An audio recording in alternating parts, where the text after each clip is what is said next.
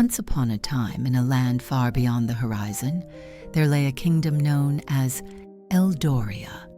It was a realm of rolling green hills, sparkling rivers, and majestic mountains that touched the sky. At the heart of this kingdom stood a grand castle made of gleaming white stone, its towers so tall they seemed to pierce the heavens.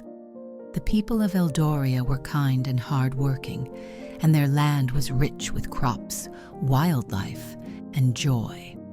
At the center of this peaceful land was Princess Elara, the only daughter of King Lionel and Queen Amara.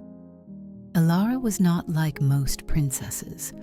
While others might be content to sit in their towers, embroidering tapestries or waiting for a prince, Ilara spent her days exploring the forests, riding her golden horse through the meadows, and learning the art of sword fighting from the kingdom's most skilled warriors.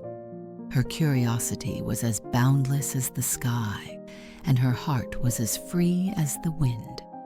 But despite her adventurous spirit, Ilara had one deep wish: to see the world beyond Eldoria.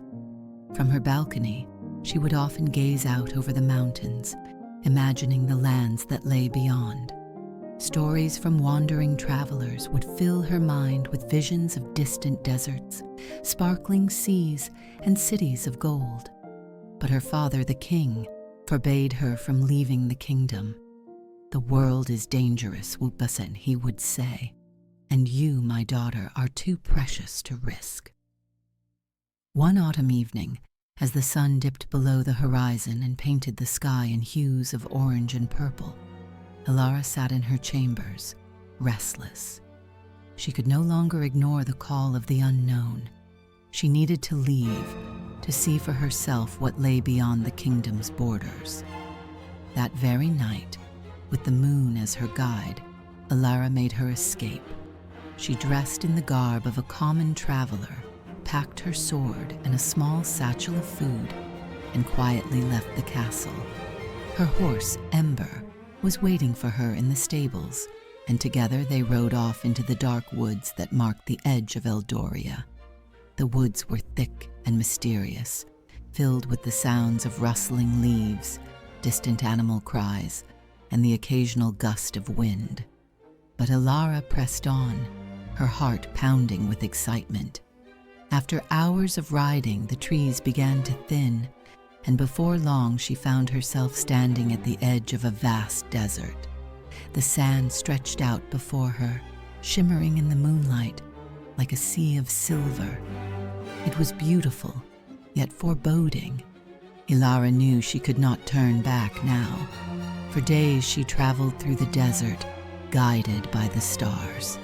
She faced fierce sandstorms and scorching heat, but her determination carried her forward.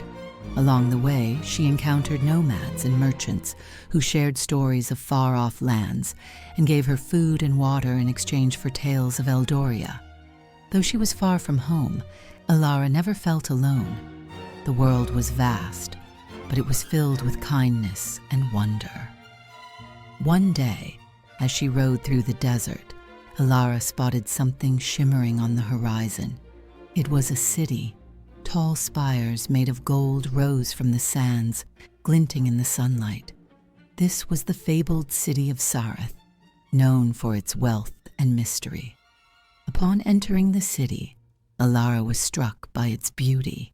The streets were lined with bustling markets, where merchants sold exotic spices, rare jewels, and silks from lands she had only dreamed of. The people, dressed in vibrant robes, spoke in a dozen different tongues, and the air was filled with the sound of music and laughter. But Sareth was not without its secrets.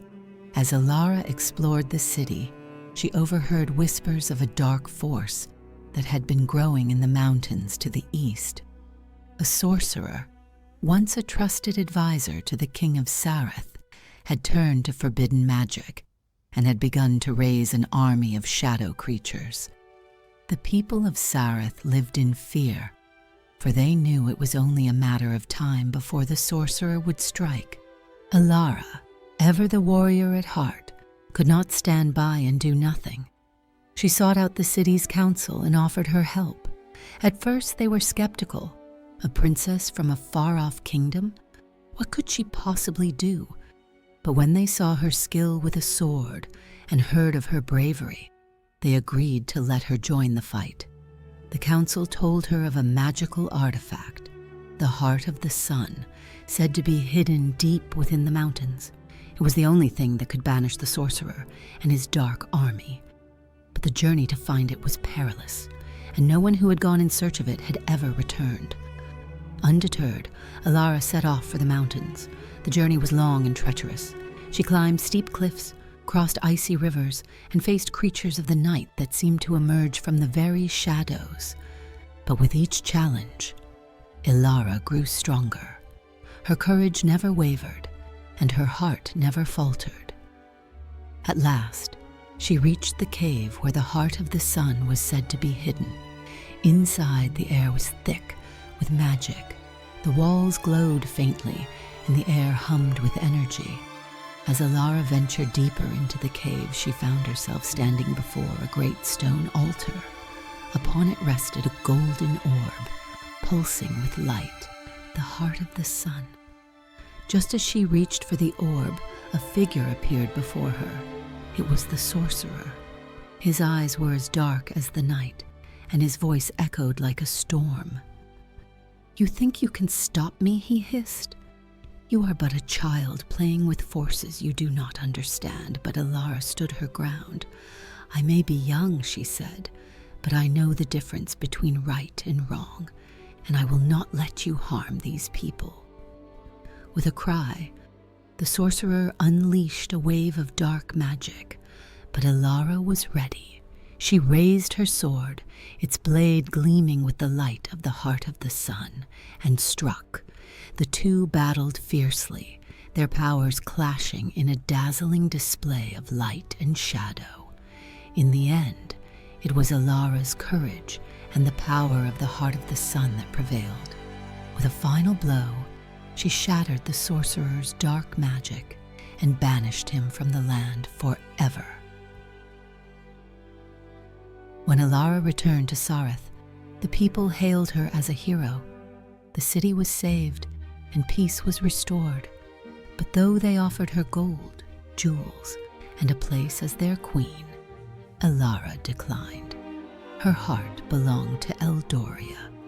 And so, after many months of adventure, Elara returned home. Her father, who had feared for her safety, was overjoyed to see her.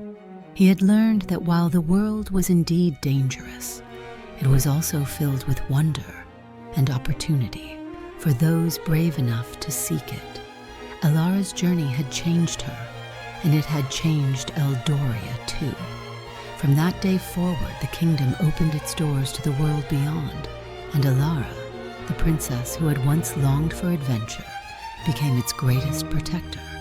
And so, the story of Princess Elara, the brave, adventurous princess of Eldoria, was told for generations, a tale of courage, adventure, and the unyielding power of the heart.